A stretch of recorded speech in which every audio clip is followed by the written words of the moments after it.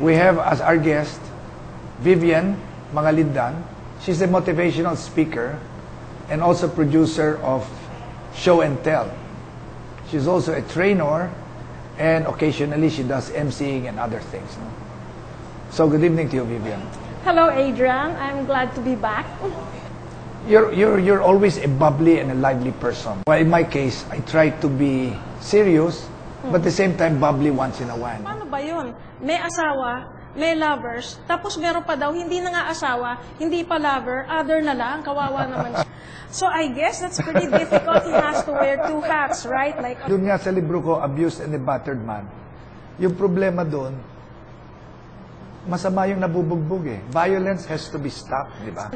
ang title ng libro niya, Abused and the Battered Man. Oh. Ang alam ng mga tao, Oh.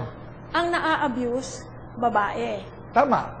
Statistically, 90% of the victims are women. Okay. Tama ka dyan.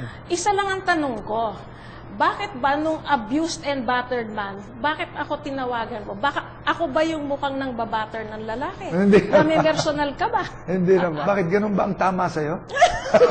Sorry Sorry, I No, think. they're abused. Akala nila ganun talaga. Ganun lang siya talaga magmahal. I'm like, iba na nga kulay ng kaliwa at kanan mo dahil Meron kaming permanently... kinounseling na ganyang kliyente. Mm.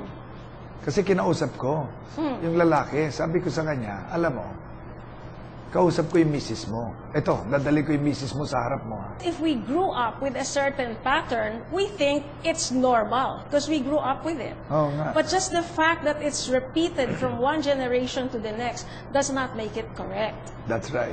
So ang aking sinasuggest as a strong suggestion ay speak up. Yeah, pero pag nag-speak up ka naman daw, madadagdagan na naman ng bugbog. Ito lang.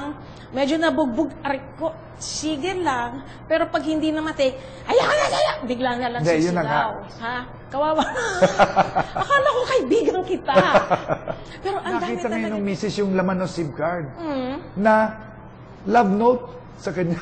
Well, Sabi ng misis niya, serves him temo na. Bakit buhay pa to? nagbalik sim. Hindi, sabi niya, honey, nag-asawa na yan, so wala na yan. Ayaw maniwala yung misis.